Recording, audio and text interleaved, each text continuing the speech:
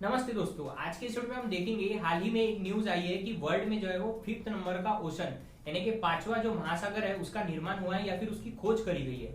तो इस वीडियो में हम ये देखेंगे कि ये जो पांचवा महासागर है जिसका नाम साउदर्न ओशन यानी कि दक्षिणी महासागर बताया जा रहा है उसकी कंप्लीट डिटेल यानी इसका निर्माण हुआ कहाँ पर है, हुआ क्यों है या हुआ कैसे है, तो सभी डिटेल आपको इस वीडियो में मिल जाएंगी। तो चलिए बिना देरी करते हुए शुरू करते हैं आज का वीडियो।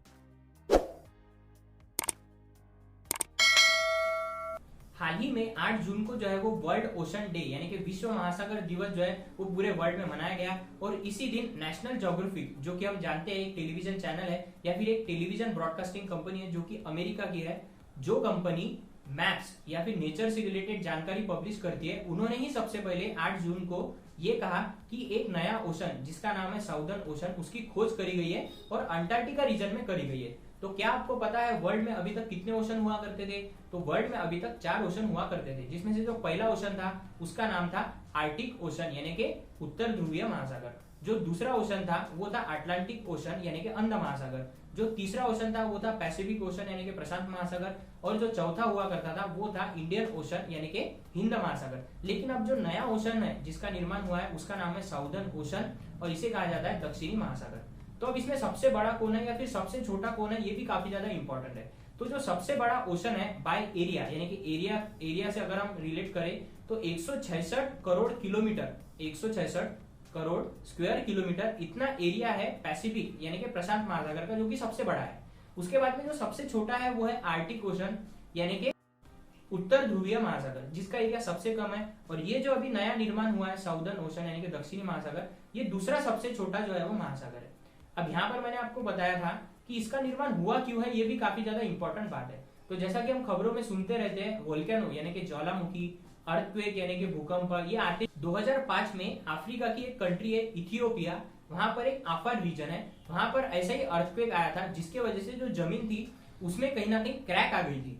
तो उस वक्त जो साइंटिस्ट थे उन्होंने ये कहा था कि करीबन 10 मिलियन साल बाद यानी कि 1 करोड़ साल बाद यहाँ पर एक नया कॉन्टिनेंट बनेगा, यानी कि अफ्रीका जो है उससे अलग एक और कॉन्टिनेंट बनेगा। अब कॉन्टिनेंट यानी होता है महाद्वीप।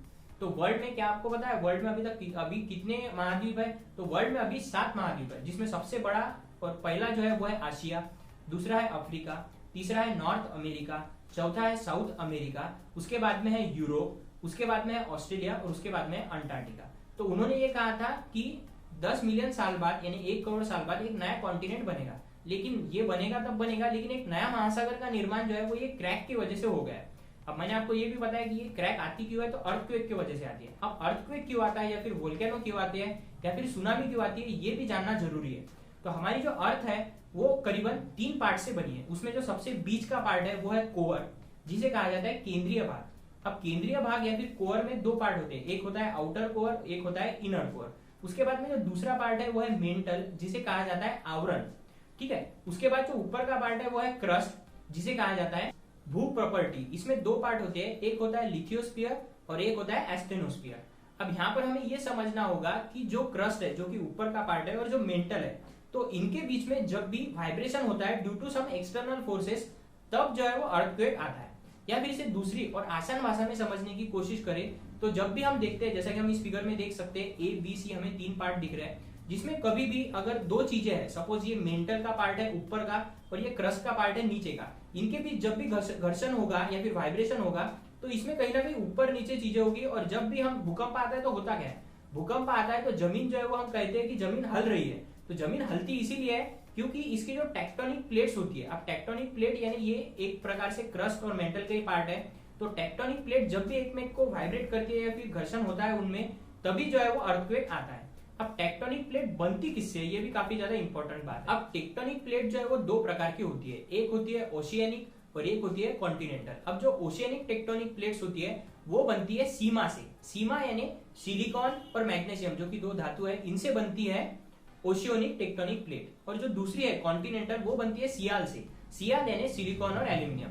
अब ये जो टेक्टोनिक प्लेट्स होती है इनकी थिकनेस कितनी होती है, यानी कि इनकी चौड़ाई जो है वो कितनी होती है, तो इनकी चौड़ाई जो है वो करीबन 100 किलोमीटर इतनी इसकी चौड़ाई होती है। यानी हम इमेजिन कर सकते हैं कि ये कितनी बड़ी हो सकती है इसकी थिकनेस। और ये जब टेक्टोनिक प्लेट्स एक में को घर्षण करती है या फिर वाइब्रेट करती है तभी भूकंप आता है, ऐसा हम कहते हैं। या फिर इसे दूसरी भाषा में समझे तो टेक्टोनिक प्लेट जो है वो पूरे वर्ल्ड में जो है कई जगह पर पाई जाती है, और इसके वजह से जब हम कहते हैं कि सुनामी आई है, तो समुद्र के अंदर जो टेक्टोनिक प्लेट्स होती है वो जब एक में को घर्षण करती है तब सुनामी आती है। या फिर वोल्केनो ज्वालामुखी की जब हम बात करते हैं तब भी यही चीज होती है, और जब अर्थक्वेक आता है तब भी यही चीज होती है। तो उम्मीद है आपको वीडियो पसंद आया होगा, इस नए ओशन के बारे में आपको पता चला होगा। अगर वीडियो पसंद आए तो वीडियो को लाइक कीजिए और चैनल को सब्सक्राइब करना मत भूलिएगा।